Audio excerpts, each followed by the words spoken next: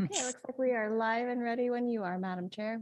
All right, well, hit the gavel. We'll call to order this meeting of the Seldovia Planning Commission at 6:02 PM. I guess the first order of business is roll call. Mr. Forsberg? Mr. Kroll? I'm here. Miss Sweet Here. and Miss Ryan. Here. You have a quorum. All right, now we'll move on to item C, which is approval of the agenda. If you have that before you. If anybody has any comments or changes, let us know. I guess I need a motion to approve that.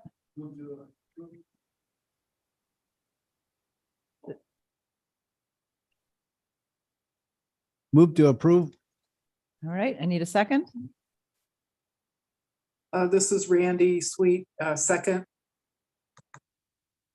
This is when you have discussion, I guess, after that, right? Okay. Now, is there any discussion or changes? I don't believe it probably are, but do we have a move? We have a motion. It's been seconded. I guess we need to go for a vote then to approve it. There you go. Mr. Forsberg? Yes. Mr. Kroll? Yes. Miss Sweet Yes. and Miss Ryan. Yes. The motion passes. Okay, now we're on to item D, approval of minutes from the August 3rd, 22 meeting. They're attached.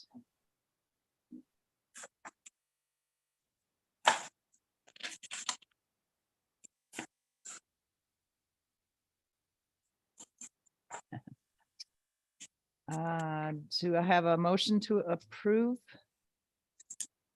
the minutes?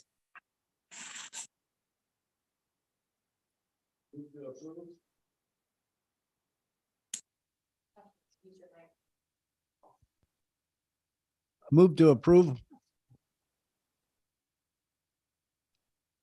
And we have to second that as well, right? We have to have a second? Yes. Okay, can I second it? Okay, I will second that approval. And any discussion? I do have one thing I noticed for discussion. Well, it's a typo, basically. On the second page. It was commission discussion. And it was talking about English Drive was not a show push area, but it should be snow push area. So that's all I saw there.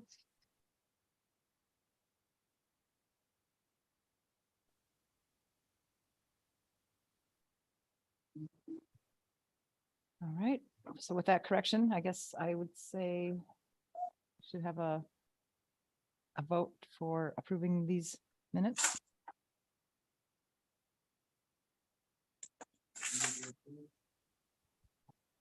Move to approve the minutes. As amended. Yeah.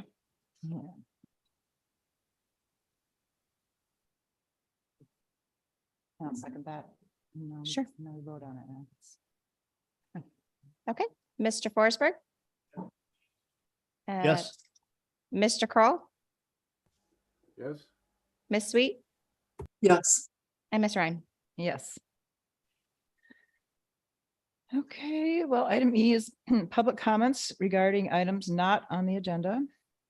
And I don't see anybody holding up their hand. There's no members of the public here, so I think we can move on to item F, which is public hearing prior notice, there are none. And G is consideration of site plans, and there's none. So then H is commission business, and the first item is discussion of the disposal of city property to Kenai Peninsula Borough. And presentation by staff. Thank you, Chair Ryan. Planning Commissioners, I'd also like to share that we have a member from the Kenai Peninsula Borough Lands Division, who's on Zoom and available to answer questions. Hi, Aaron. Hello. Thank you so much for being here. So my plan for this evening is to just go over and brief the laydown memo that was provided to the commission yesterday. And also add that while there's a recommendation on the first page of the memo, of course, the planning commission can choose a different recommendation or decide to take more time to explore the topic. So just wanted to put that out there. So for this project, because we are considering the sale of city property to the Kenai Peninsula Borough, I thought a background would help. And so according to our FY21 audit, our general fund was with a deficit of a little under $400,000. And this happened as a result of the city moving the Seldovia Permanent Fund, which has dedicated purposes defined in code, out of the general fund to be its own separate fund. This is something that the auditor shared occurred because the city didn't have a dedicated source of revenue. So the city has done that starting in the FY23 budget of taking a dedicated source of revenue and putting it into the Seldovia Permanent Fund so that those two funds can remain separate. But as a result, we were able to see that the general fund had a deficit, and the general fund is responsible for providing a variety of essential services to the community of Seldovia. It pays for law enforcement, administration, public works and maintenance, legal, anything that the planning commission might need, especially from the city attorney, comes out of this fund. So it provides the funding for a variety of essential services. And so the city was trying to explore different means for how to close the deficit. And we reached out to the Kenai Peninsula Borough to see if there was an opportunity for a public-public partnership. And so the Borough Assembly, some members were even present in Seldovia. We had Borough President Brent Johnson and Assembly Member Mike Tupper. And we also had Mayor Pierce and his Chief of Staff in attendance, as well as the Finance Director. So the Borough went in full force, meeting with the Seldovia City Council to consider ways where closing the deficit could occur for Seldovia through partnership with the borough. And one of the ideas that was suggested was the disposal of city property to the Kenai Peninsula Borough. And at that meeting, there was support expressed by Mayor Pierce and President Johnson.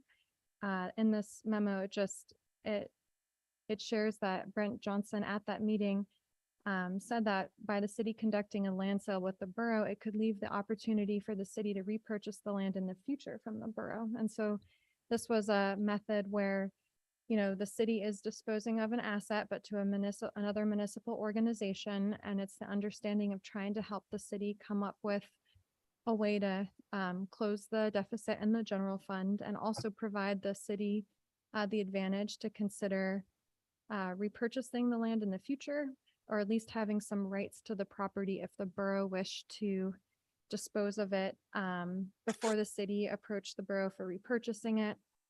So it's just an opportunity of how the city of Seldovia and the borough could come together in support of the city and the borough in a manner that would also help the city's financial standing. And so per Seldovia Municipal Code, the city can sell municipal property without a public sale to another municipal organization.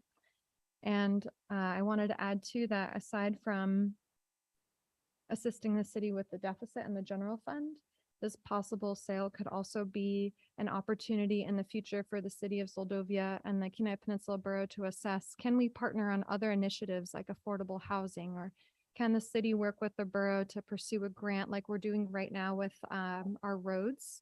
The city has signed on to a grant with the Kenai Peninsula Borough and other organizations to assess the safety of roads throughout the borough. So could the city do something even more impactful from a housing perspective in Seldovia? So that too is an idea that we could pursue as an organization in the future.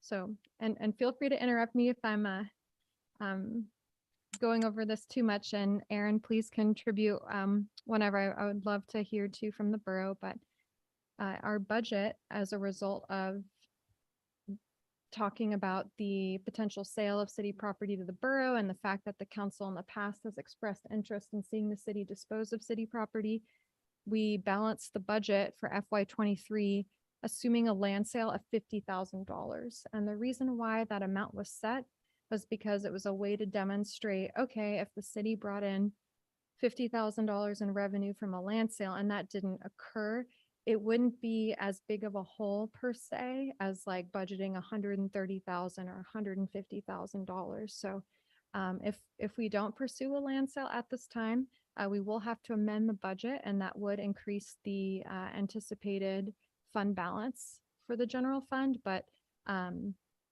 city is still trying to figure out other ways of closing the deficit. So if the land sale can't happen, then there's other measures the city can pursue. And the city clerk and finance officer will hopefully be showing scenarios for how to close the deficit at the November 14th city council meeting.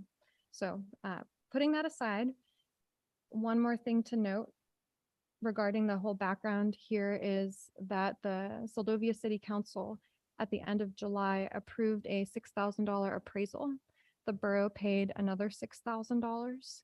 And the agreement was that both organizations would split the cost of the appraisal. If the sale didn't occur, neither party was obligated to pay each other back. And so we got the results of the appraisal in September. And the appraisal was for 2 lots. Initially, the city had suggested the borough consider 3. One of the parcels was the old landfill site outside of city limits, but because it's an old landfill, that has more possible strings attached. So we decided to stay focused to just the 2 parcels, city parcels that are also adjacent to borough property. So the first one is the hill behind the school. I guess that's a more friendly way of calling that property besides reading the parcel number. So the hill behind the school. It's 1.29 acres. It was assessed this year at a little under 90,000. So we're looking at 86,400, and was appraised at $130,000. And there's some notes from the appraiser on the lot, just talking about how it's heavily treed, showing that how the lot could be considered in the future. The appraiser said that it could be subdivided into smaller parcels. And then in conclusion, the appraiser said would be to, if the highest and best use was as if it was vacant, it would be best to hold for future development, as current cost to develop most types of improvements for residential uses would most likely exceed the market value of any developments due to supply and demand factors and the undeveloped nature of the sites. So that was the first first parcel out of the 2 that the appraisal addressed. The other parcel, as you're driving out of town, you have the city storage yard where the fences are right across from that. That's an undeveloped property that the city owns. It's 1.15 acres. It's zoned residential. It was assessed at 80,200 and was appraised at 120,000. And the city has looked at this lot for our needs.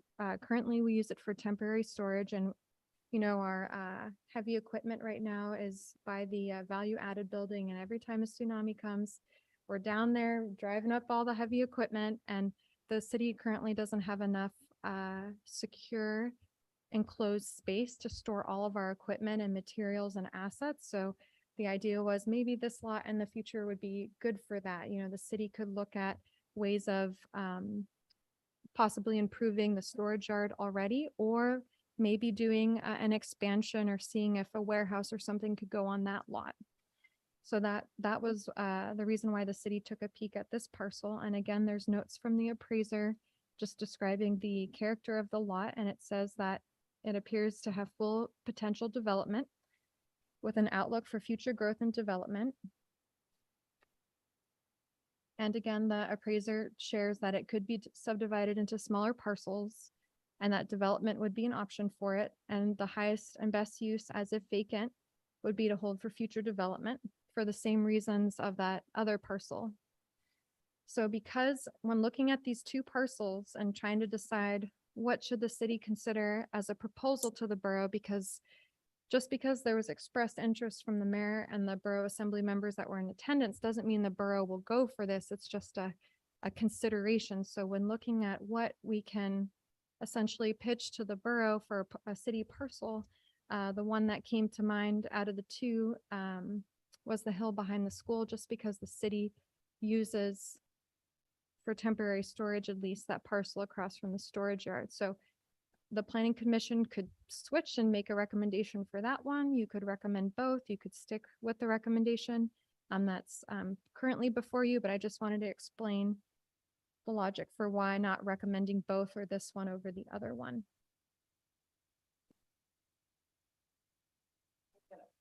I didn't really pick that up. It was being proposed for both. You're recommending just the one. Chair Ryan, sorry, your mic. Sorry, I had a question on, I didn't realize the recommendation was for just one parcel. I thought it was for both of them.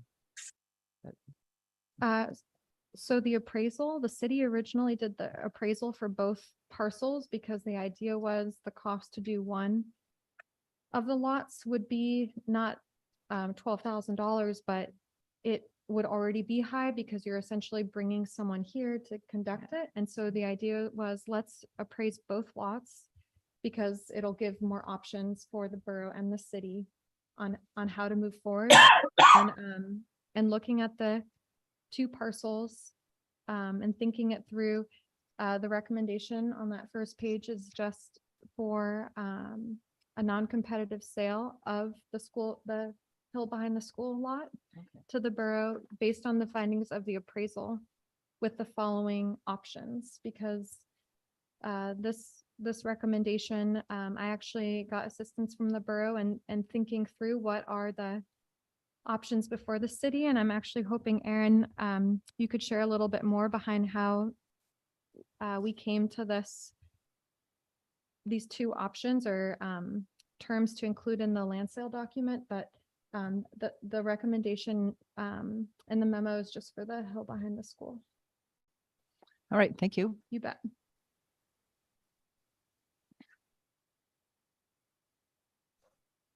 All right, thank you to the chair. I guess we'll just touch on the options there briefly. Again, these are just draft, some draft language. It still requires obviously approval from the city and then review and approval from the Kenai Peninsula Borough Planning Commission and Assembly as well.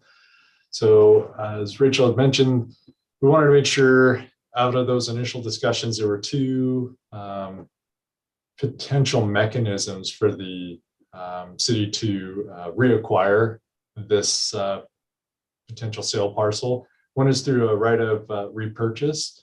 So at any point in time, the city of Seldovia would have the option to elect to repurchase the property from the Kenai Peninsula Borough. All it would require is just a simple notice. Repurchase would obviously include the initial sales price. So in this case, for the parcel proposed, it would be 130,000 plus a set amount of interest calculated annually that would be collected at the time of the repurchase. We threw out there 3.25 just because was the Fed prime rate as of yesterday. The funds that would be used for the acquisition of this property, if approved by the borough, would come from our land trust investment fund. That is an investment account, so we would want to make sure that we were doing all we can for the citizens of the borough to make sure that we're still recovering some additional income off of those funds. So we have a right of repurchase. That's one potential option. And then the other option would be a right of first refusal. So in the event that the borough ever elected during its ownership to dispose of the property for any reason, a notice would have to be provided to the city of Seldovia, where they would have the option to purchase the property at the appraised or negotiated sales price. And then the kind of a subcategory of that right of first refusal would be that borough would offer to the city of Seldovia notice in the event that the borough decided to retain the property and develop it themselves. and give the city the option to purchase the property back at that point as well. So again, these are just draft terms for your consideration and input. So any questions, I'd be happy to answer them best I can.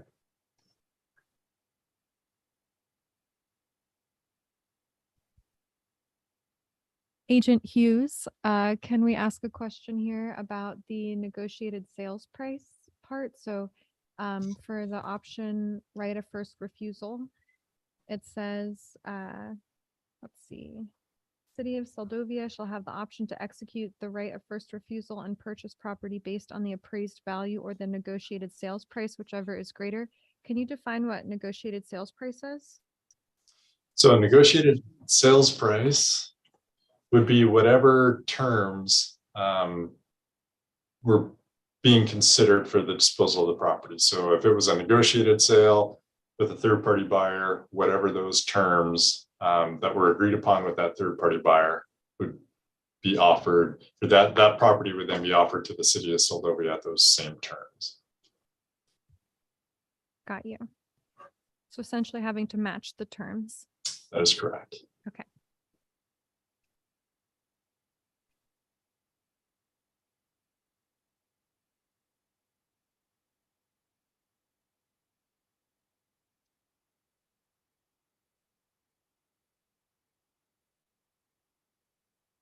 Agent Hughes, through the chair, Agent Hughes would the borough have a possible intent of using the property for more school construction? Thank you for the question through the chair. That is the reason why we've kind of focused in on these specific parcels, most specifically the hill behind the school, is because it is adjacent to borough-owned land that's currently being utilized for school purposes. So that is a possibility in the future. Thank you.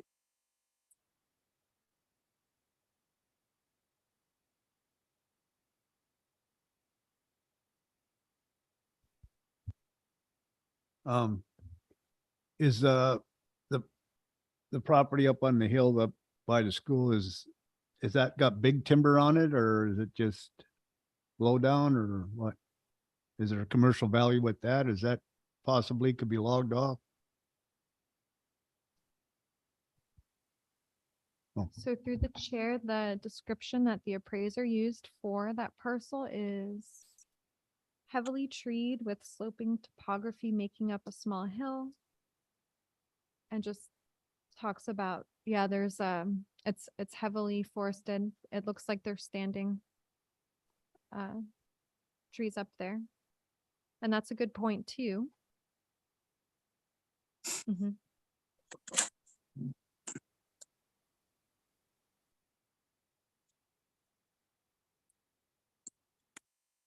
yeah, I know, we've had some pretty good windstorms here the last few winters, and there's a good chance that stuff might blow down next or whatever, it opens up more, so. See what happens.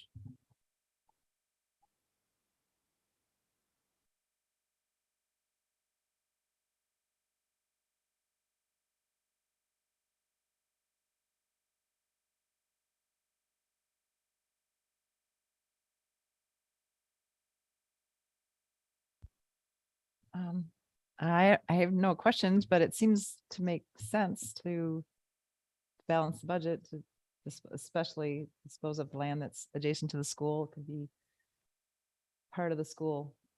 I mean, it doesn't become part of the school. I guess it just is switching ownerships, and then funds are being able to be transferred. I don't know. It makes sense, I guess, to do it.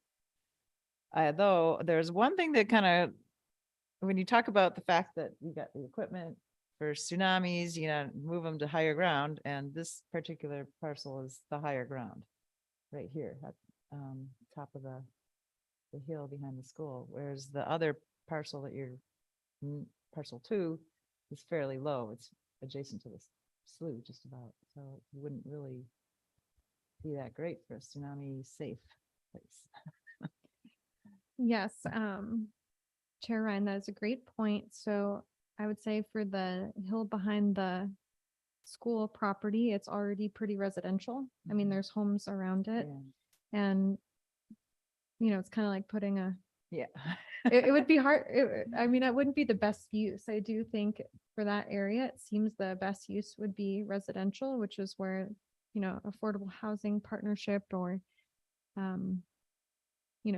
thinking through ways to continue the neighborhood of that area would be great, especially getting the water and sewer improved in that area. And then the other lots right across from our storage yard. So that's where the city got thinking on that end. Right.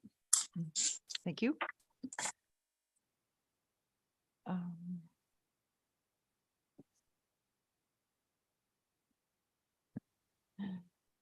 Does anybody want to call for a motion to accept this recommendation? Is that where we're at on this item? I do believe we would be public comment if there is any, though we know there isn't any members of the public, but Okay. it's still great to just call that out. And then, yes, if you wanted to move on to disposition, you could. All right, so I guess we'll ask for public comment. Or any other member of the planning commission? Yeah. Hearing none. What does the rest of the commission think about pursuing this recommendation?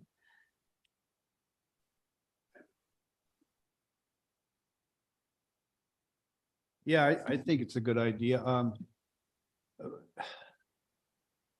But as it stands, the borough could sell these lots off and split them up, and then we'd have to match whatever the going price is to buy them back. Is that what it is? Aaron, do you want to take that one? Sure. Thank you through the chair. So the city would have two mechanisms to reacquire those properties. So one would be the right of first refusal. So with that mechanism, the city would be offered the property to repurchase at the same negotiated terms if we negotiated a sale to a third party.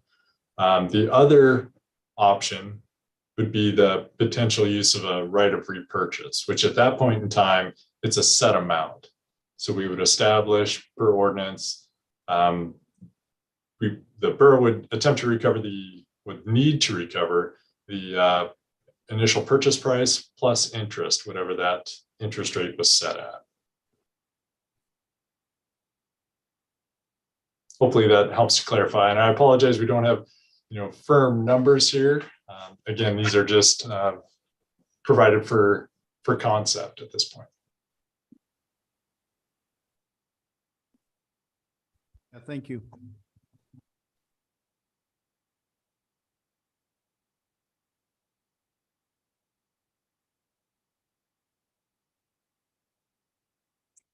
Through the chair, this is Randy Sweet. I would be in favor of proceeding with a motion to accept the recommendation. It seems that the city can take advantage of an asset and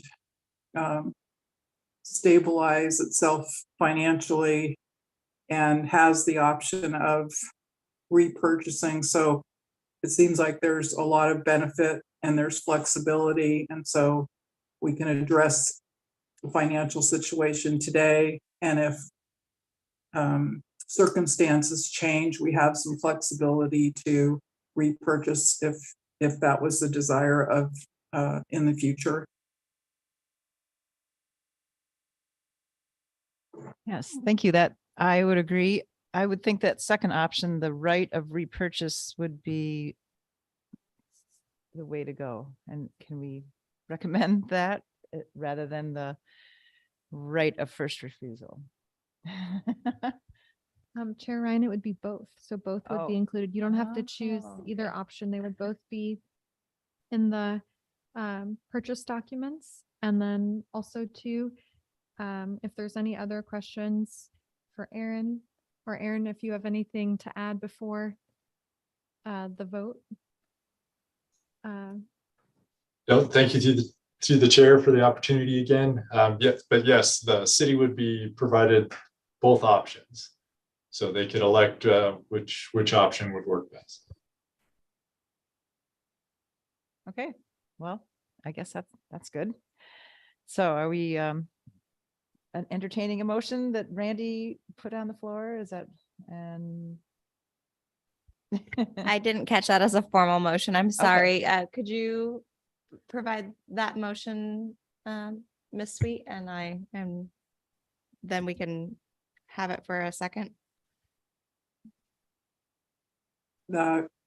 Yes, so I would move to accept the recommendation.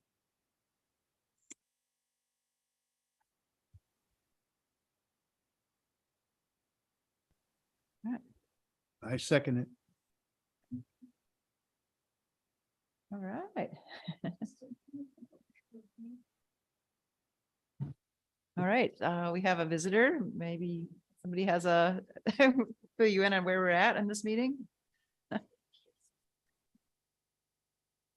We have a motion on the floor. It's been seconded to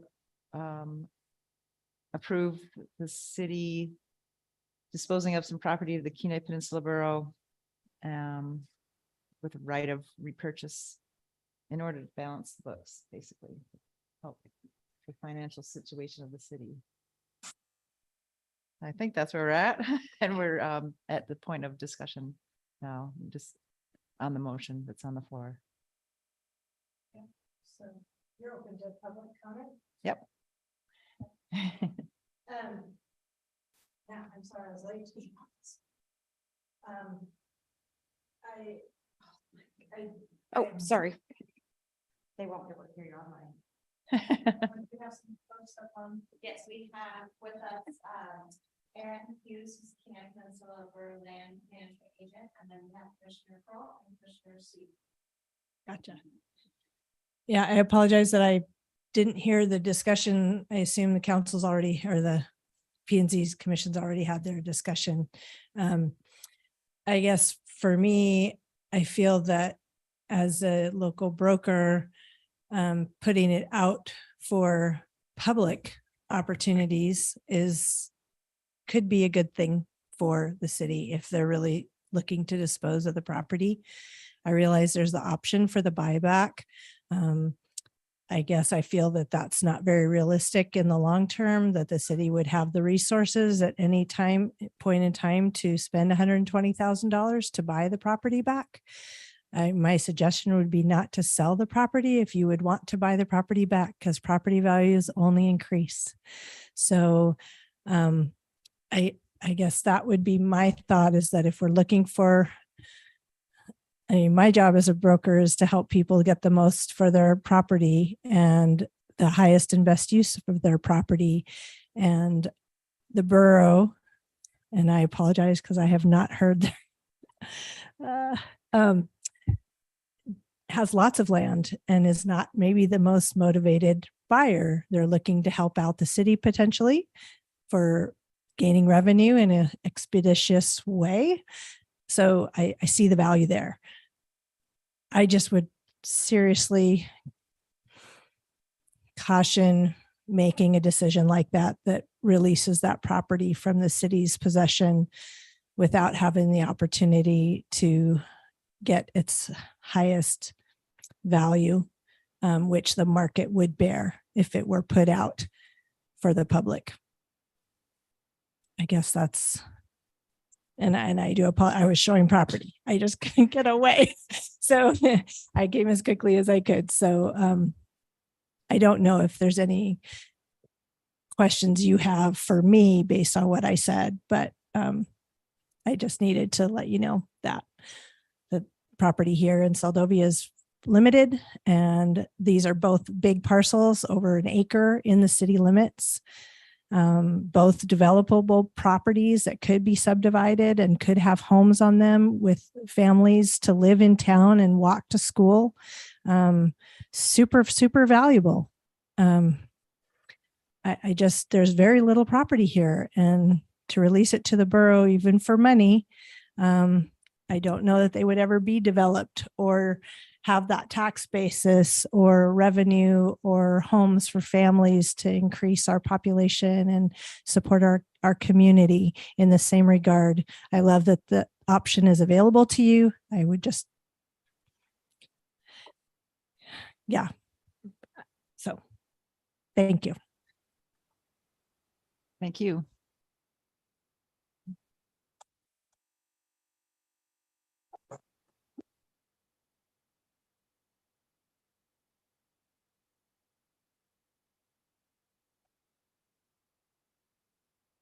Well, thank you for that comment. There was appraisals done on the parcels. And so that should be the market value, I would think, at this, as they stand today. It's not being developed.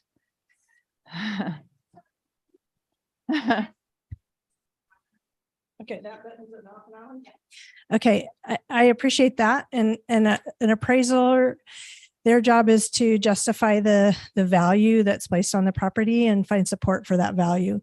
If I had a buyer who wanted to pay $160,000 for one of those lots and had put an offer on it for $160,000, the appraiser's job is to justify that price and to look for comparables that would support that.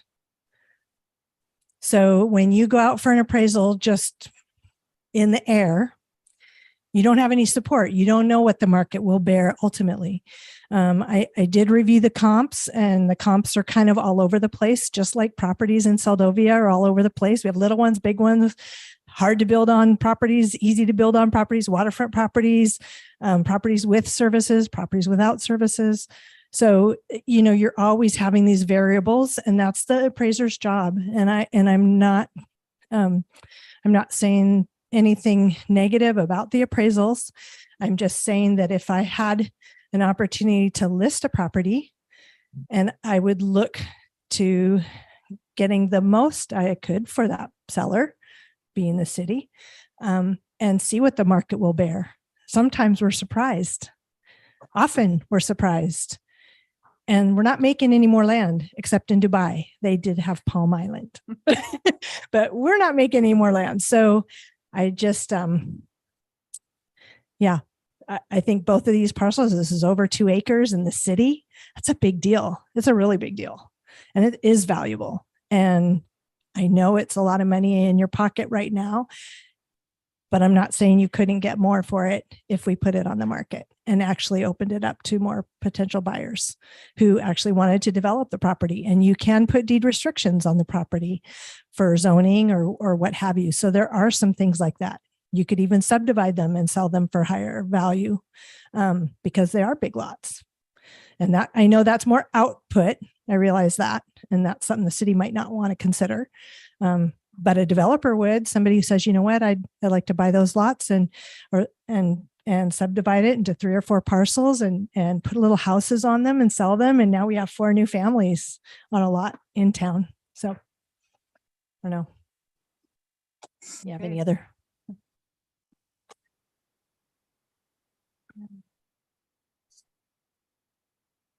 All right. Thank you for that. And through the chair, may I ask Ms. Chissis a question Yes, please. or a discussion too? I think a point you're also trying to say is that if the city is willing to sell because you think that there's a need, then you should, rather than consider this option for a public disposal, which has that right to repurchase, open it up for private, because then the city would have possibly a new fair market value than what we have through the appraisal with the borough. Did I get that right? I think you're absolutely correct. The most important thing about a property is finding the buyer that sees its value. And when you're looking, I mean, this is a really old story, but a man told his daughter, take this old car down to the pawn shop and see what you can get for it. She took it down there and come back $100. It's an old car. He goes, okay, now I want you to take it to a dealer. Comes back, $1,000. It's kind of a nice old car. They're not very common. Says, now I want you to take it to the specialty dealer, $100,000 for that same car. And the idea is you need to find the person or buyer, in this case, who sees the value and the worth of the property. And it's not always that simple. So, and timing is an issue too for you, but the market is such that there are very few properties available. That's one thing working in your favor. And the second thing is you could sell them and have restrictions put on them, like you were saying, in a private sale, where the city does have an option to put a deed restriction on the property to develop within a certain period of time. And that's an attorney question. But I know that those things do exist and could really benefit the city in the long term. So I guess I would think bigger and longer term as opposed to quick cash. Thank you. You bet. And I guess to add to that, something that the city also takes into account is just looking at what current infrastructure is in the ground. And I mean, we are looking at possibly right now having to replace a already existing piece of main on Vista Avenue. And that parcel for the hill behind the school, if we look at the map on page 5, and let me just pull zoom up here so I can get it up on the screen.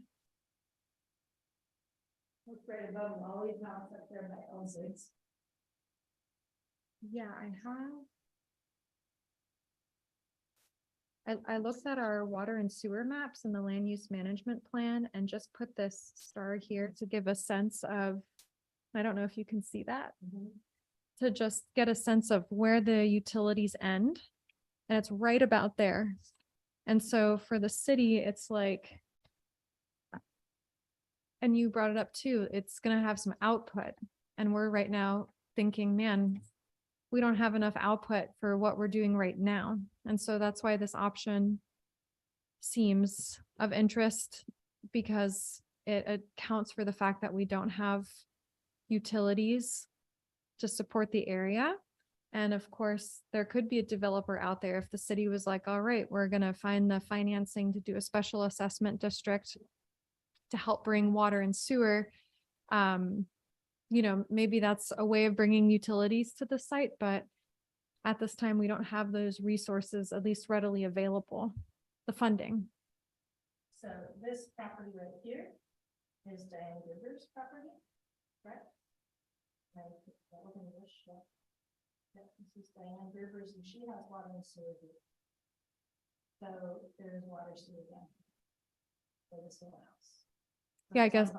Yeah, sorry. I guess that's where it ends. The loop of Vista right there. Yeah. Right. But then there's two ways to get to that source. So this side of the property could tap into this one. This side could tap. Excuse me, could the public please use the microphone, because we can't hear it on the Zoom meeting.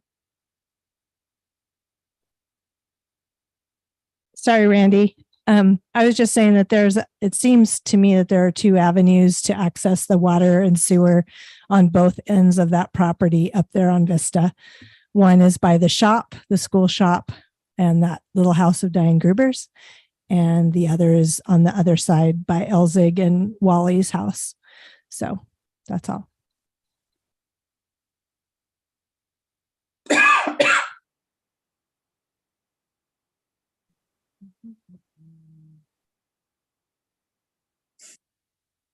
Yeah, and just to add through the chair, because I know it's hard, right? To think about this or what options. So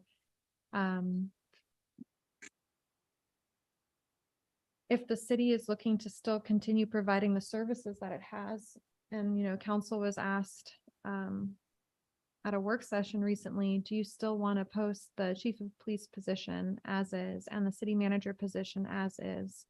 And the council said, yes, they wanted to go ahead with that, knowing that we had the deficit for the general fund, and yet we don't want to raise property taxes.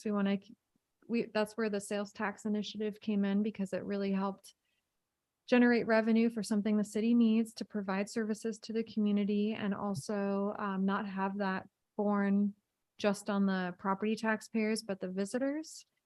So we're thinking of how can we raise more revenue for these expenses?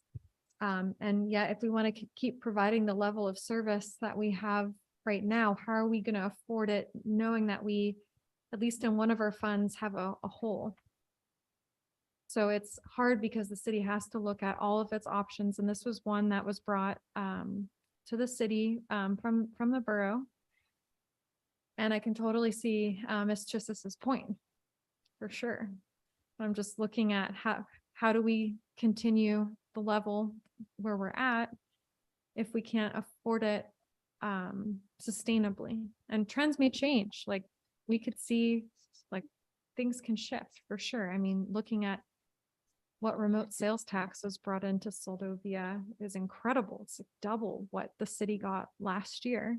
And then, people improving property that'll, of course, help the assessment role. And there are ways that the city can sell to private individuals to build more homes. We have a few lots that the council has expressed interest in disposing of, but we don't, all real property is required to connect into water and sewer.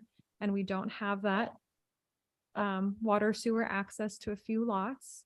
And so we want to figure out how can we secure funding to help us do water and sewer main extensions to support those lots having their highest and best value. We had someone the other day come in and share their interest in purchasing one of those lots on Frank Raby, knowing full well there isn't water and sewer. They just wanted to put a garage on it. And is that the best interest of that land? So I know this does seem like a lot of information and tough choices, but just to share, that's why the city is looking at everything that it has. It's looked at restructuring personnel. It's looked at consolidating public facilities. It's conducted surveys to get the public's opinion of how to address the city finances. It's considered removing buildings off of our property schedule with our insurance company. Eliminating services altogether. The city's trying, and when this opportunity came up, it seems like there's a window for it to be considered. So it's just another option. And of course, as shared earlier, right when the meeting started, the planning commission could come up with a different recommendation. But I believe when you had walked in, they were just making a motion to recommend it. So I think they're actually maybe in the limbo motion world where they made a motion, but we've been talking about something else. So thank you, City Clerk Gagel, for taking excellent minutes. And I don't know where the Planning Commission wants to leave it, but it was a lovely conversation.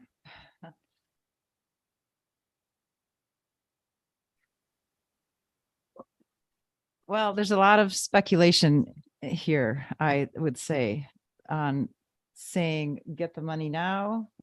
We have a way to do that with the ability to get it back later, or go the route where it's going into the private sale, as Ms. Chissis is bringing up. But then there's that costs money to be able to do that, right? To do it through the private, whereas there's not a whole lot of costs to transfer it to the borough. And that, I guess that's why you're saying that you've looked at all these different ways of getting cash to the city, and this seems like the one that might be the one that would work. You're trying to get it to work. I don't know.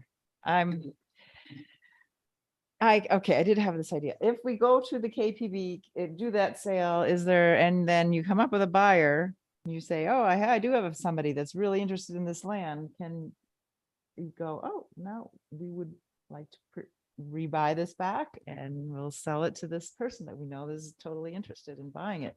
Whereas right now, it's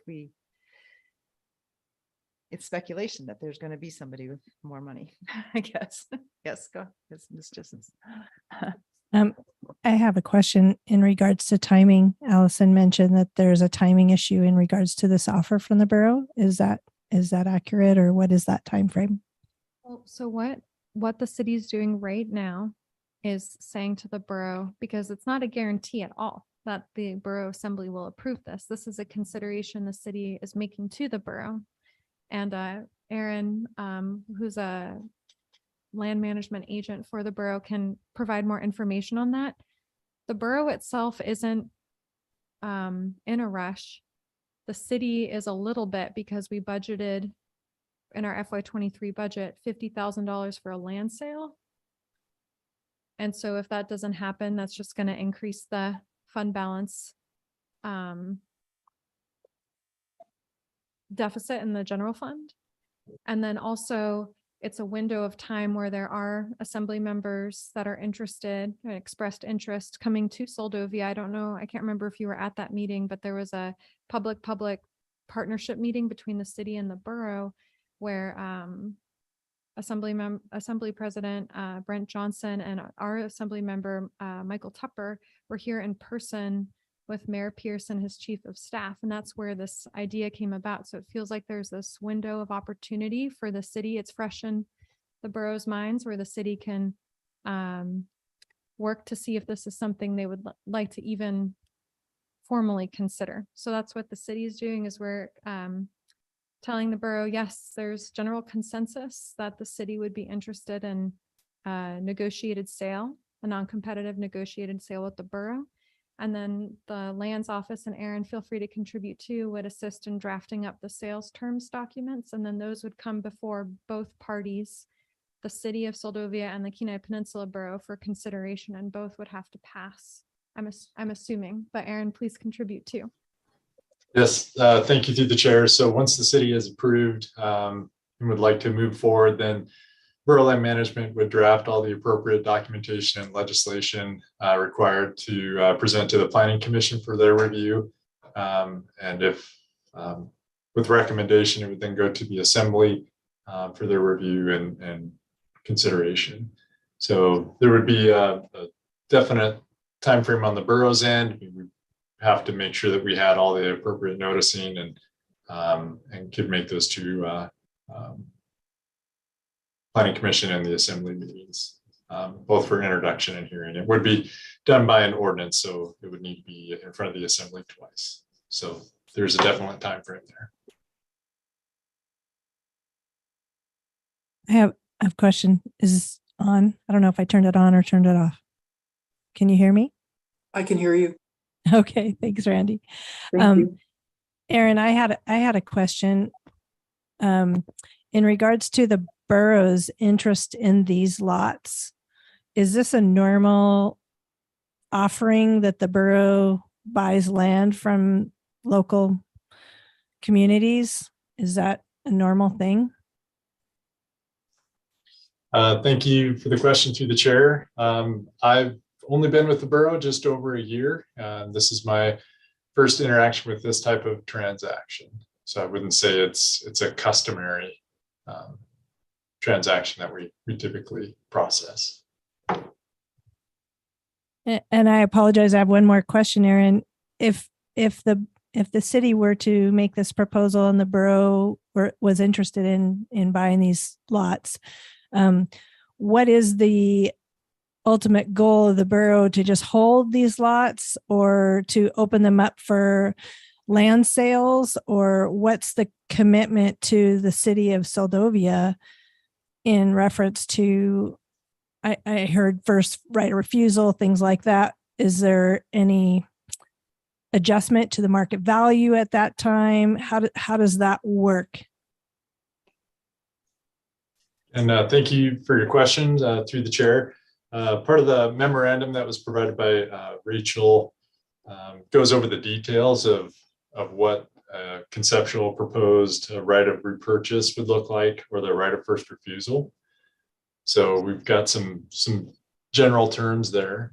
The two parcels that are up for consideration are adjacent to KPB currently owned land, and they're currently being used as a school. So that would be our top priority, would be to look at that for potential use by the school. Secondary to that would be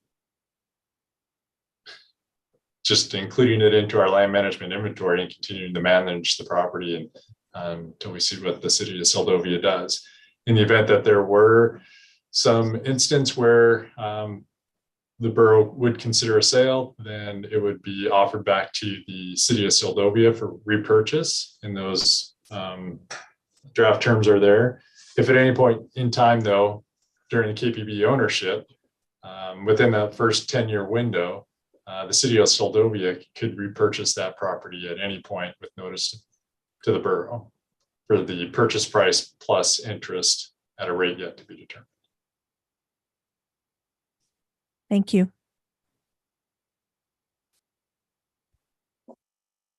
So it's almost like a loan, huh? That's what it is. That partial one, does that have road access all the way around it? Or is that just proposed road? And if they had to put one in, who would put the road in if there is not a road there? Great questions, Commissioner Forsberg through the chair. So there isn't a road on the school court side, but there's Vista Avenue. And so I can't imagine a road being made all around the parcel for parcel 1. And parcel 2, it has the road frontage, and then there's a road that are a couple little driveway like entrances to that parcel. And then what was your second question?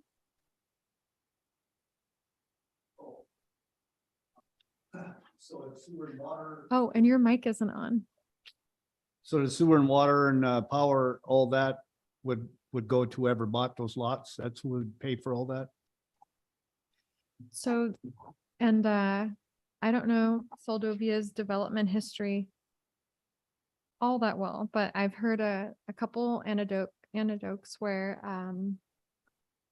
the city has gotten grants before, or like direct grants from the state to come in and help bring water and sewer utilities to areas of town. And I'm sure that's just based on, post-earthquake, small community, rural status. Perhaps there was more funding to help with expansion of utilities in that way. But the city has code, they're called either special assessment districts or local improvement districts, where if someone wants a road or water or sewer brought to their lot that they own, the city is not required to pay outright for that to happen. You can establish a special assessment district or local improvement district where assessments are put on a property. Sometimes they're determined by the size of the lot, and other times the length of the improvement that gets installed. But they have a certain amount of years where they're required to make assessment payments. And so the city has to somehow get the funding in order to finance the development. And then the special assessment district or local improvement district is then put in place on parcels. And then that helps fund the improvements that were put in to provide the water, the sewer, and the road.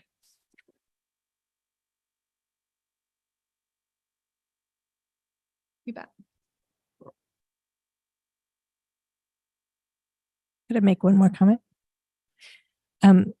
If you chose to sell a lot privately, one of these lots, you could sell it at a price that would put an agreement in place to do the development for services to that lot. In other words, if you'd sell it for 120, right, to the borough, if you sold it for 140, then you have $20,000 that you could put towards development of those resources to bring access to the property for utilities.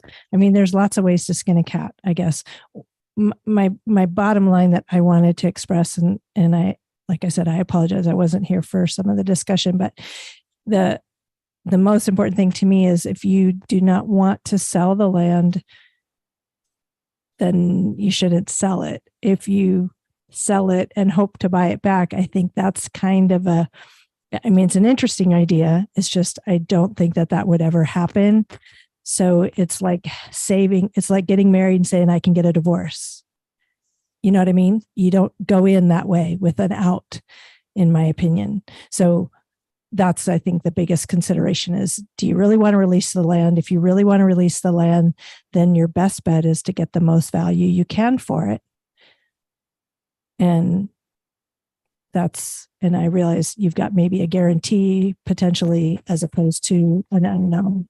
And that's just where it is, but maybe going with one lot first, if you're really sold on this idea before I walked in the room, do one lot first and see how that goes. I don't know. So I didn't mean to mess things up, but I think it's worth considering. Thank you. Yeah. So- There is just the one lot being recommended at this time on our motion that we are in the middle of. Yes, so Madam Chair, the floor is yours if you guys want to continue the discussion, or you can call the question. There is a motion on the table and have a vote on it. If it's voted down, you can make another motion, or you guys can have an amendment to the motion, or Mr. Forsberg can call back his motion. But the floor is yours. All right, I think we should just go ahead and have a vote on the motion. As I think it was Randy, actually, that. Yes, sorry. I'm so sorry, Miss Sweet. It was seconded by Mr. Forsberg. So Okay. if you'd like to call the motion, I can do the roll call vote if that's where everybody's at. So we're at Mr. Forsberg, Yes. Mr. Kroll,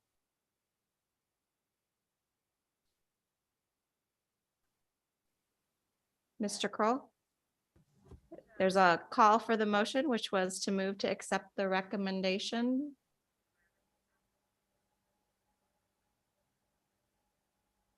And I'm not sure if you're muted, but we can't hear you. Oh, I saw him take the mute off. okay. Sorry, my audio was muted. Oh, you're very faint now. So Mr. Kroll, was that a yay or nay? Yay? Thank you. Ms. Sweet Yes, and Ms. Ryan, Yes. motion passes. And I'm sorry, City Clerk, Henry Kroll was yay with a Yes. Y? Okay, Yes, just want to make sure. it's very faint, but yes. Okay, so I guess we'll move on to the next item. Thank my you, Erin, agenda. so much for your time. Really appreciate it. Yes, thank you all. Have a nice evening. You too. The next item is the Title 18 definition and land use table review. And presentation by staff. Yes, thank you, Madam Chair. This is on page 63, and I am so glad that you're here, Jenny. If you don't mind me calling you out, part of these changes came from a conversation between me and Ms. Chissis. And so we had a previous discussion on this with the commission, and based on that discussion, these changes have been provided that the definition for junk was removed so that there can be a bigger conversation on that at a later meeting. The definition for nightly rentals was amended to include that rentals for over 30 consecutive nights would be considered a long-term residential rental. Language for liquor stores and bars were not included because they're included under the definition of retail business. And language was also not included for the Seldovia Wilderness RV Park and outside beach because they are outside of city limits, unzoned, and not included in the districts or land use table for Title 18 at this time. With those changes in mind, and per our last discussion, I would just ask for any more considerations of the commission on if there were more amendments, adoptions, or removals that should be considered for the definitions or land use types. And for, if you don't mind, Madam Chair, for Ms. Chissis, I would like to share the big change that's happening here, that this was discussed at the last meeting. If I can go to that page, is remember we were having that discussion on nightly rentals on page 81 of the packet. The language has been included that for dwelling unit attached residential nightly rentals and dwelling unit attached multi-residential nightly rentals, because that's what those buildings in the commercial business district are, right? You can't have a single residential building. And we already have language in our code that speaks to how a dwelling unit attached residential is an allowable use, and a dwelling unit or a permitted use, and a dwelling unit attached multi-residential is a permitted use. So now this is saying that if that is the type of building, it's hard because the table kind of covers two things. Can you build in it, and what can you build it and what can you use it for? So that was the intent, was that it was better defining that, yes, nightly rentals were allowed in that type of building, which was specific to the commercial business district. So there's that.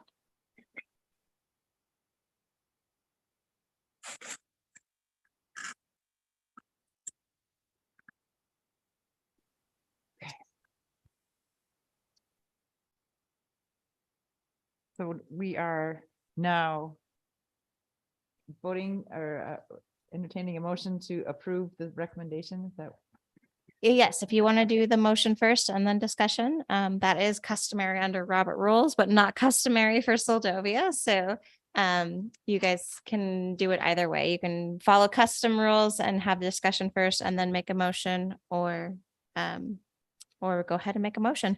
I will say also one more thing, that the other big change besides the dwelling nightly rentals, the definition changes, is, as discussed before, that there is a piece included in here for recreational vehicle parks and recreational vehicles. So those are the big commercial business, the nightly rentals, and then definitions being updated a little bit, and then the recreational vehicle language being included.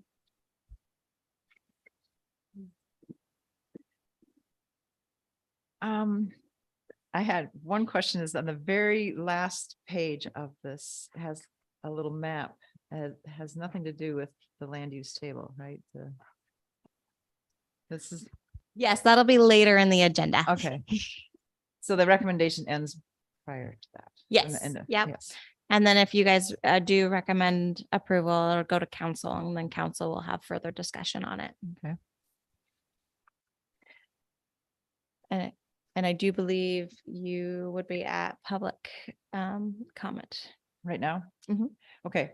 Is there any public comment on this recommendation to approve the new land use table and definitions, I guess?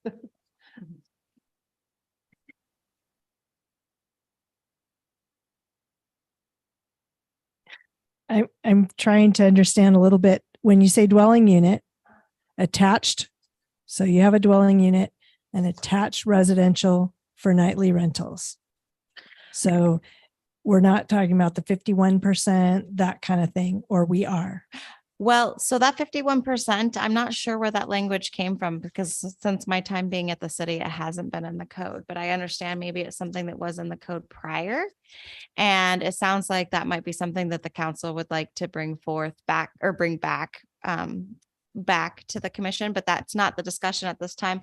The attached dwelling, or the dwelling unit, is language that was already included in code. And if you look under definitions, it does define those, and these are permitted uses in the commercial business. On page 67, a dwelling unit attached residential is a building located on a single lot containing multiple units having a common wall, of which one is a dwelling unit designed for one family.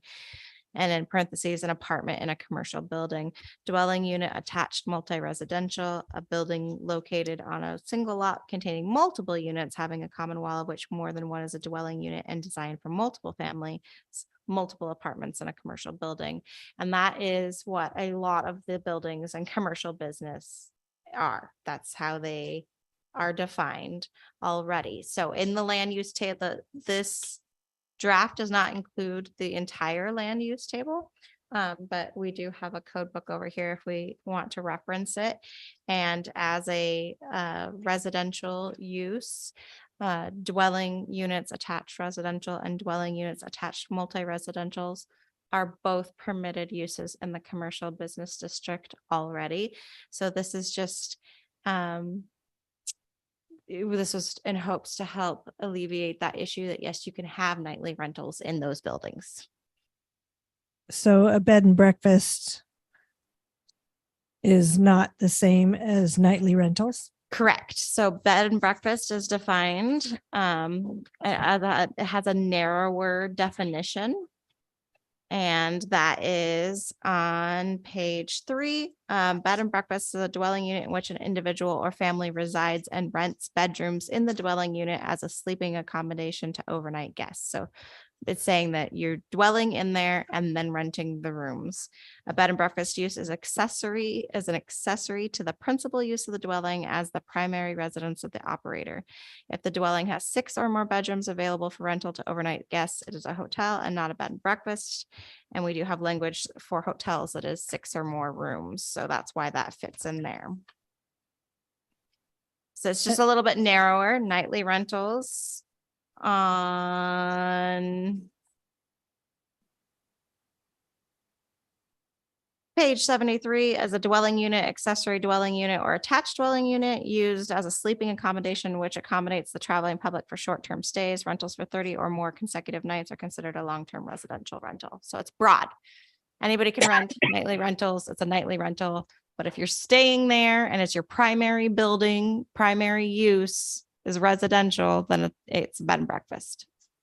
And you can't have the commercial business district can't have the residents be the primary use. So that's the distinguishing difference. Bed and breakfast is secondary. Nightly rentals can be primary.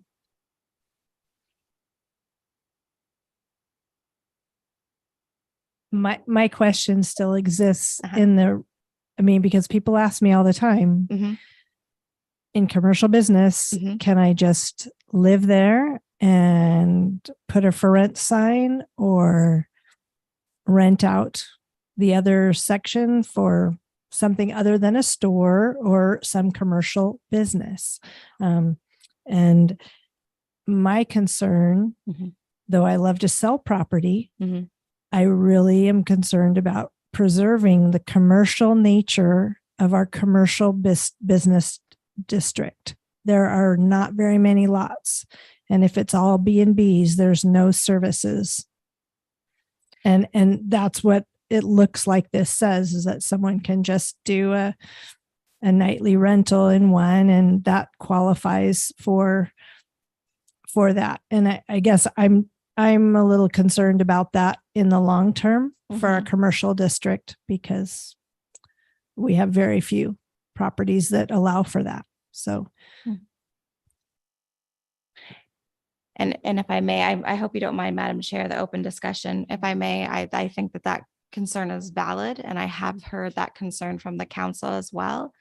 And if that's something that the Planning Commission wants to address, maybe that's another component to this ordinance, is that it's brought back and that 51% is reintroduced. It sounds like there's support for it, at least on the council level, and more of a defining nature of what that 51% is being used for.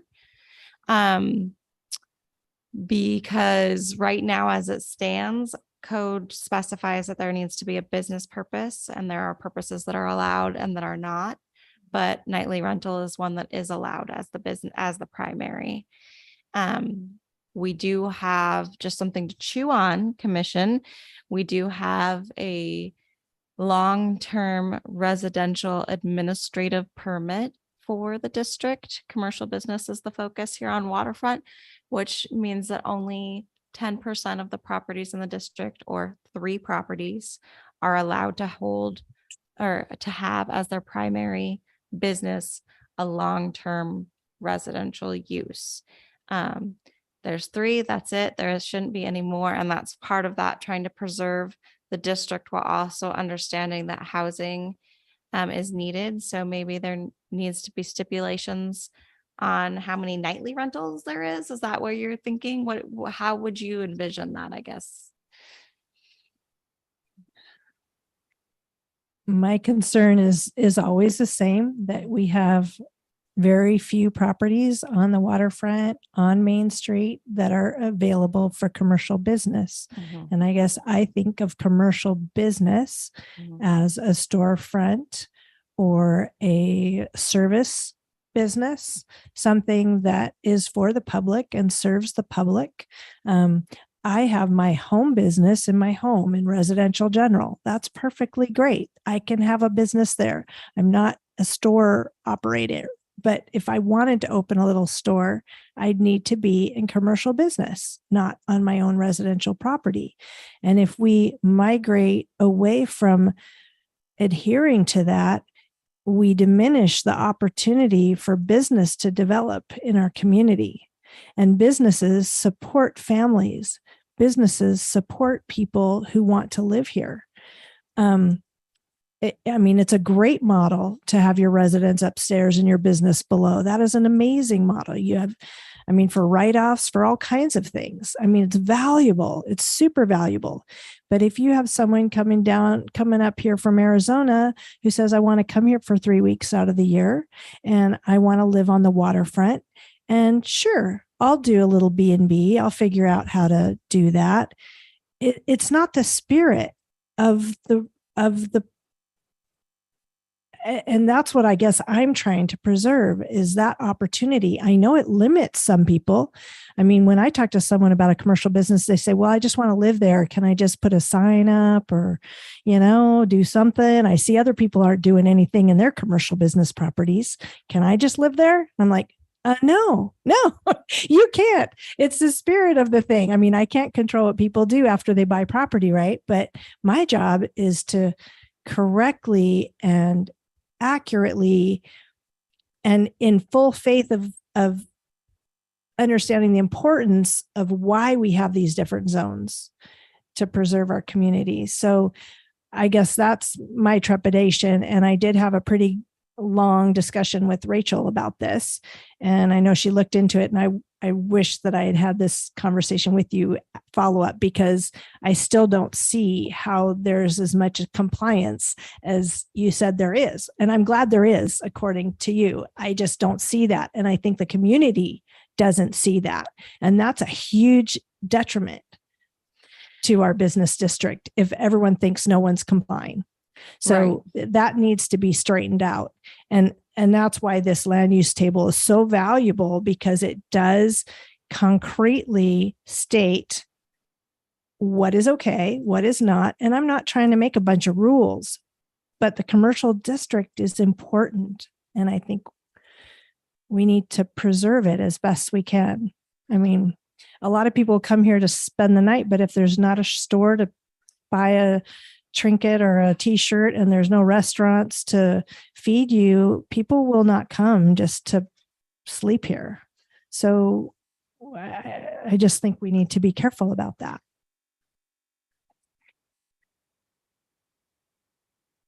Chair Ryan, can I Yeah. contribute to that? Yes. Yes, we should continue the conversation, Jenny, for sure.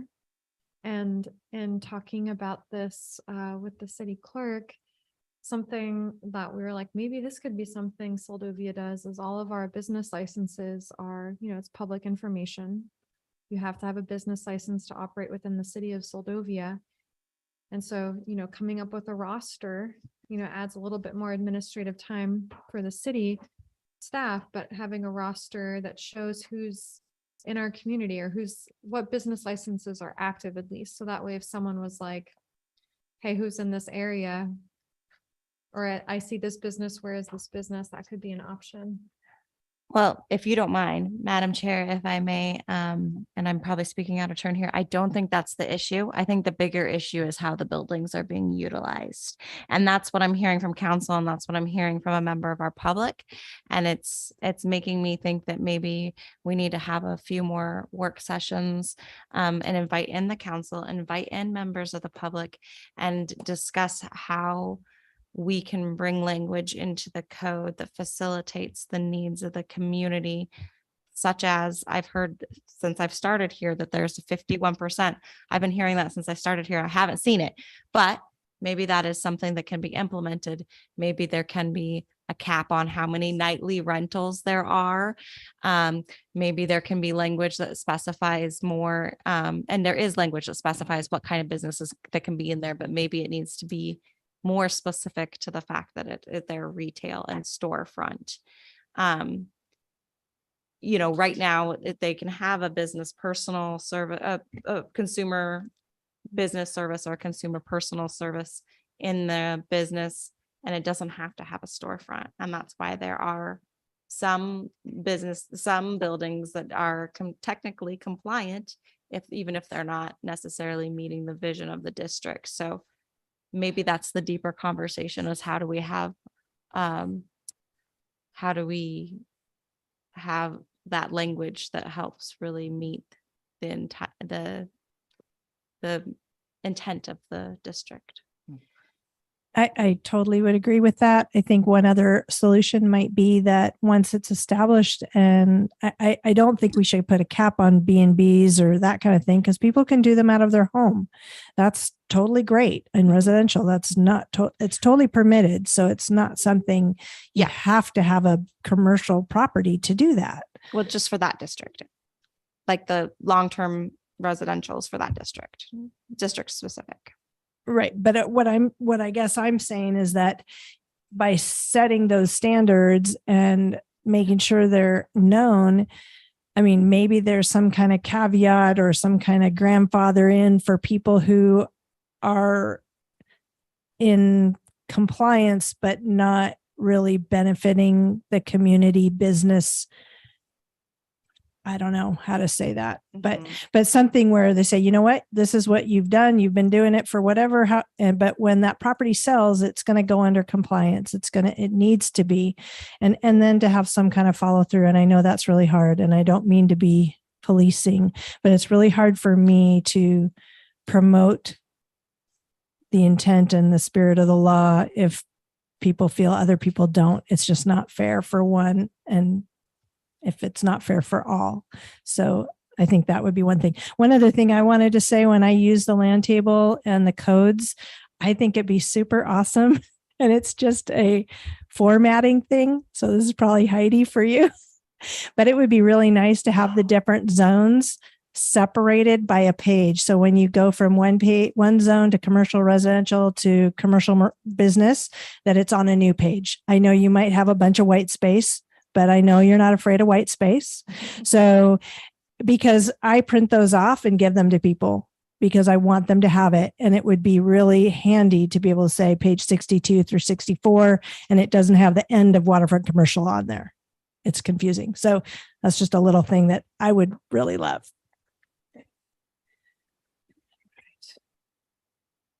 I think I had that same issue looking at the table. Mentioned it. Yeah. But so what this, I'm not following some of this discussion. If we would go ahead with your recommendation, would we forego these changes to the commercial business district that we've been saying are needed? Yeah, well, those recommendations, if you made a motion to approve the recommendations to council, they would go to the council as is. But we're not in a rush. There's not a deadline. So if you guys do want to have further discussion on these changes, if you would like me to research and present some more defining language for the district, I can definitely bring it back at the next meeting or an upcoming meeting. Yeah, well, that sounds reasonable to me. Roger's shaking his head, so I'm not sure what the rest of the commissioners feel, but. And so through the chair, I'm not sure how Roger's shaking his head. So is he agreeing? Yes, I think he was agreeing.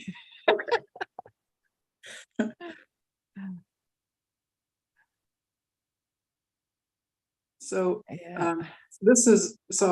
I just wanted to make a, I don't know, comment or observation. So if we're not in a hurry, it seems like there's some work to be done yet. So that's one aspect. And then the other is, I wonder if there's an opportunity to do benchmarking with other communities that have been successful in preserving their commercial districts, so that if we're trying to accomplish something, what tools can we use that support going forward in a way that gives the best result? And because it seems like we have the words on pages, but we're not necessarily getting the result that we want in the commercial district. And so how do we create a reality that is consistent with the vision that we would want? And I don't know if there's if other communities might have used facilitators to help get that, to help have a community conversation about that. I don't know what the solution is, but it seems like maybe there's an opportunity to have that broader conversation in a way that gets us to a place that we would like.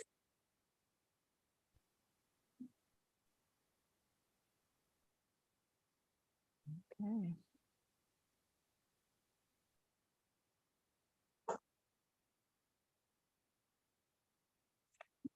Thank I you, don't know. Randy. Yeah, sounds reasonable. I don't really know if there are those resources, but I guess. So I don't know, if Sitka is and I don't know if perhaps Sitka did something, or some other communities that are similar in size to us, but that actually have a thriving commercial district. So just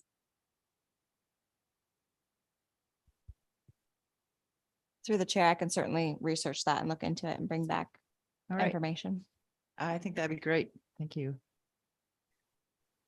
Okay, find where we are on the agenda. So are we then moving on, and we're just leaving this item for further just for next meeting? tabling the motion. I don't know if we had a motion on this one. Where's the beginning? Here we go. Okay, well, I guess we're moving on to staff reports. Item I. The first one is the update on the 2021 variance request. Oh, that's just this last map that I had talked about. Yes. Okay.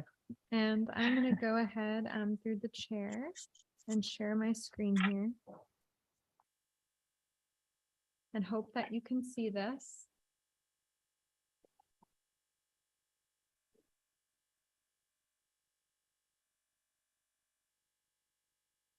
Okay, and then City Clerk Bagel, could you move that participant column? And I see Councilmember Peyton on. Hi, Harmony.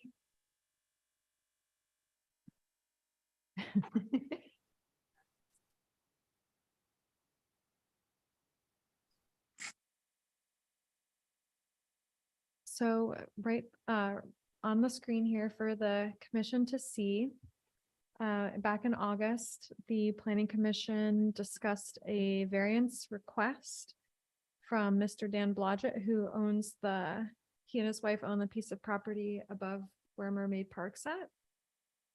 And this was their initial proposal for why the variance was being requested, because essentially there would be no setback on 3 sides of the parcel.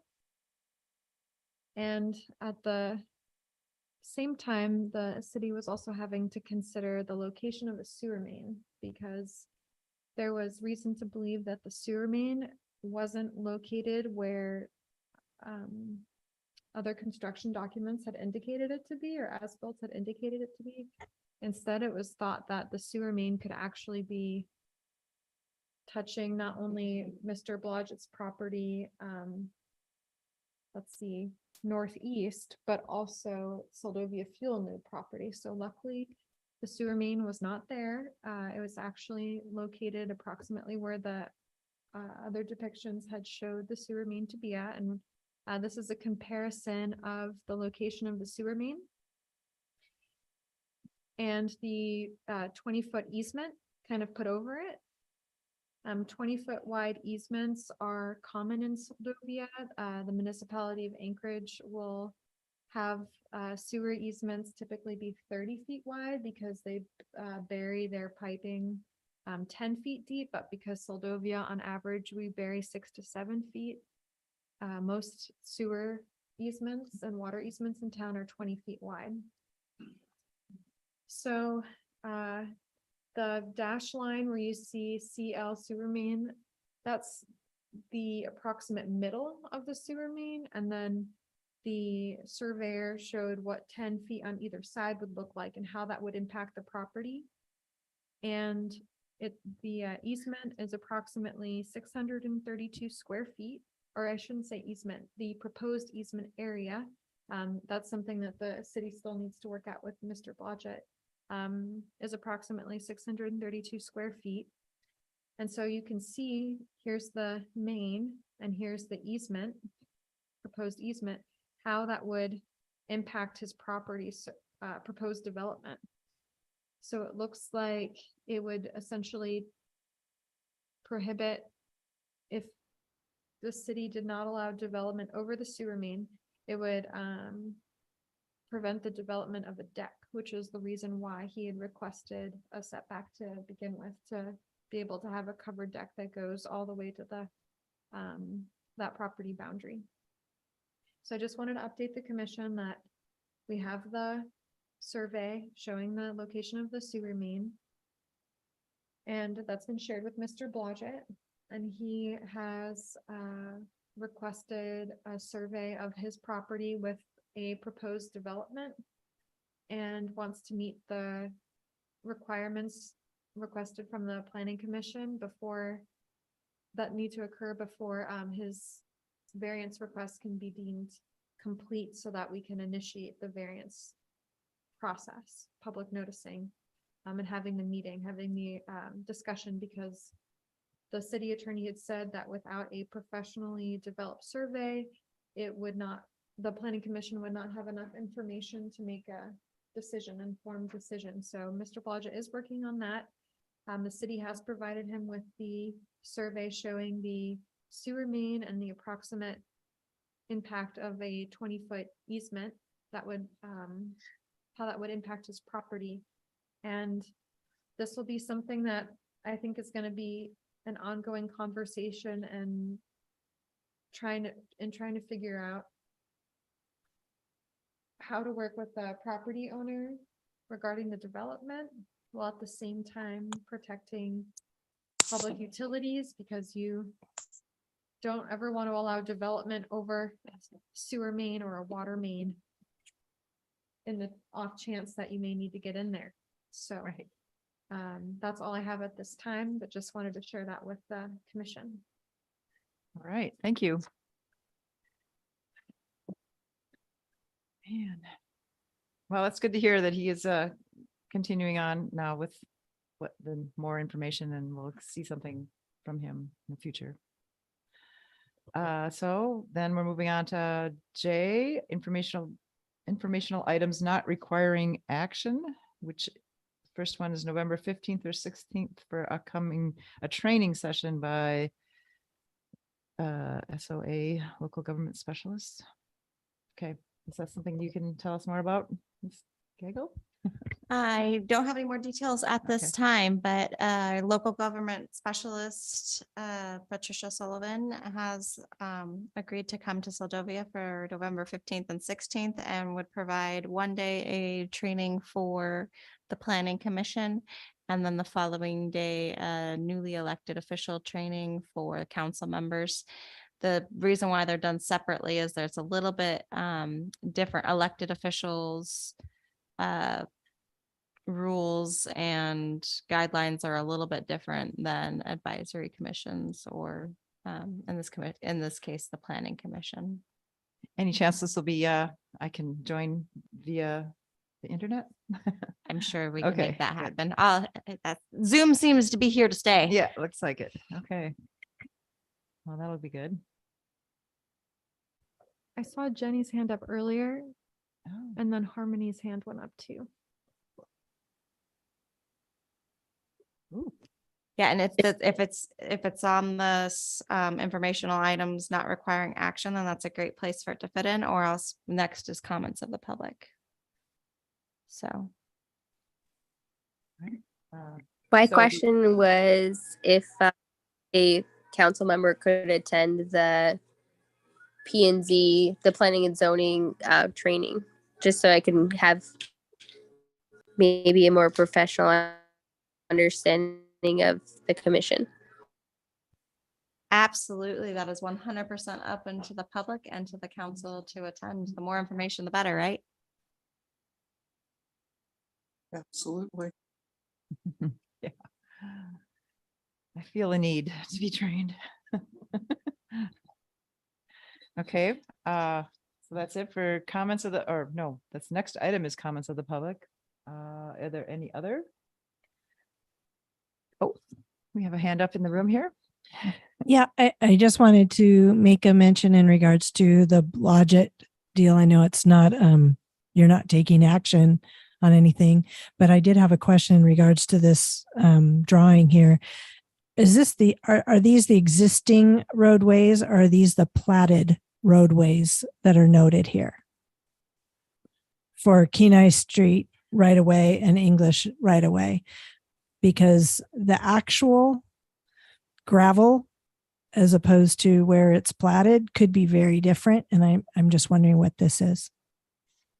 Which page are you looking at? That last page.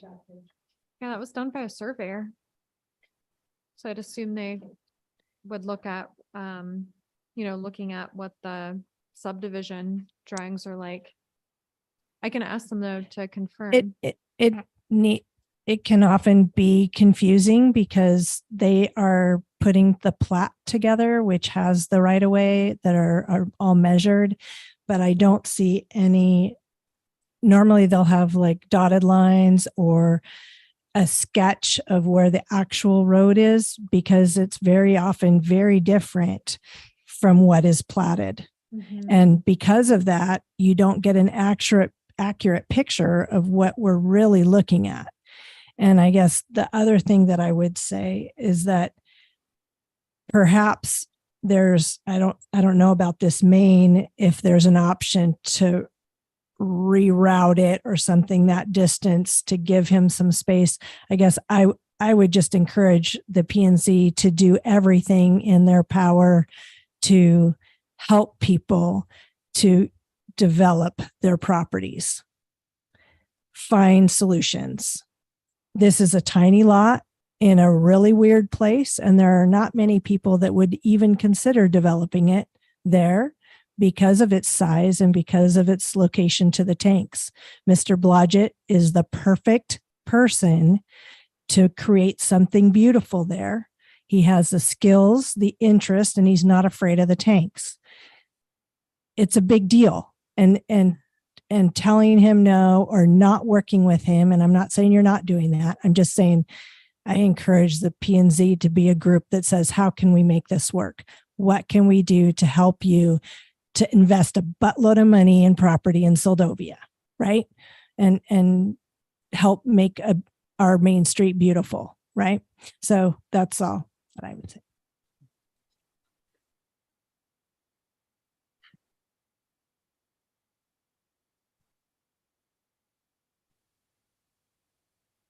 Thank you. Those comments. It looks like there is another public Oh, comment Harmony? from Ms. All Payton. right.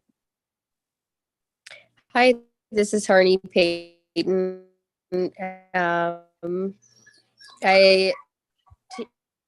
To be the devil advocate here, I just want to speak as a community member who is immediately affected by some PNZ rulings past. It was kind of like, well, he's here now, and this seems like a good idea, so let's go ahead and help that along. And it hinders my property from winter access because there are homes so close to the easement that the grader is unable to clear my road. As now, there are no properties currently developed along the street that are going to need access. And I didn't Rachel's screen there. I couldn't tell what the square footage between and Kenai Street was, but when he brought this to City Council last winter, it was very close to that line on Kenai Street, and it shed directly onto that street. And it seems like proposal and the homeowner is not around in the winter to properly deal with their own snow as the rest of us do. It creates an issue for anybody else needing access. Now, again, I recognize that Kenai Street does not currently have dinners that exist along that easement. And there are also privately owned properties above that run, I don't know the name of that street above Kenai that runs from Kenai to, I can't remember what it's called, that road over there behind Sauk, that is actually a platted and connected access. So potentially in future, property owners could, as Dan is all, seek to develop their property and should be allowed to in a reasonable manner. And so I agree with Jenny in this, that it is a small and unusual lot, and Dan wants to net investment to create wonderful. We should move forward with the intention of anybody who use that access. And there are rules and regulations for reasons to protect neighbors and community members. So I think that's what the biggest thing that in developing to your ed way, developing a public utility, I would just caution the P&Z as being trigger happy about all of those things, because it seems easy now, but it could very quickly become an issue in the future staff for. Thank you. Thank you. I'm afraid it wasn't very clear what you were saying, but yeah, it was very broken. Okay. Could I just comment to that? Because I think I understood what you were saying, and I would not I'm not trying to encourage P&Z to break rules and impede other properties or other right-of-ways, things like that are detrimental to the community. That is totally not my intent in what I was saying. So I'm in agreement with Harmony in that we need to look at those things, but I also think that there are often solutions that meet the needs of the public while providing a way for a private citizen to enjoy their property. And I think we need to do everything in our power to show best effort to help them to do that. And especially when we have unique situations. So that's all. Okay. All right. I guess I don't see any other hands up for more comments from the public. So we'll move on to item L, which is comments of the commission. And we'll just go round robin and share what we think of for comments for this meeting. I guess, do I start? I could. Well, thank you. I'm very glad to have somebody from the public come to a meeting for a change. It's first in my brief tenure here. So thank you. And Harmony as well for showing some interest. I'm glad I'm not quite understanding what we're rediscussing on the land use table and stuff, but I will try and dig into that a little bit more and understand to preserve the commercial district and why it's having problems. So I need to understand that a little bit further. So thanks for everybody for attending. Roger, would you like to go next? Yeah, I think we definitely should look at all the different ways we Can you put on your microphone? Yeah, Thank you. I do believe we should look at all the ways we can, you know, make the city flush. And that's one way, you know, as far as getting the budget down and all that. You know, probably gonna have to trim up a whole bunch of stuff if we're in the red, you know, so we definitely should look at everything. Well, I got. All right, Randy? Just thank you to Jenny and Harmony for their feedback. And thank you to the commission. Appreciate it, and to the staff.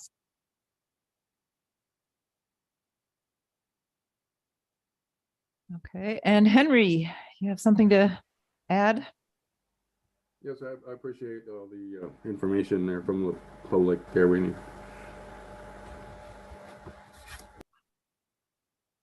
Thank you. Yeah, our next meeting scheduled for November 2nd, 2020, 2022.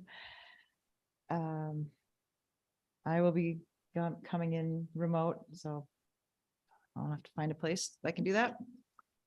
I think we're ready to hit the gavel. Right? Need a motion for adjournment? Oh, I need a motion for adjournment. So moved. This is Randy Sweet. All right, well, hearing that, we will adjourn. Ooh, I didn't hit it hard enough. Here we go. Oh, man.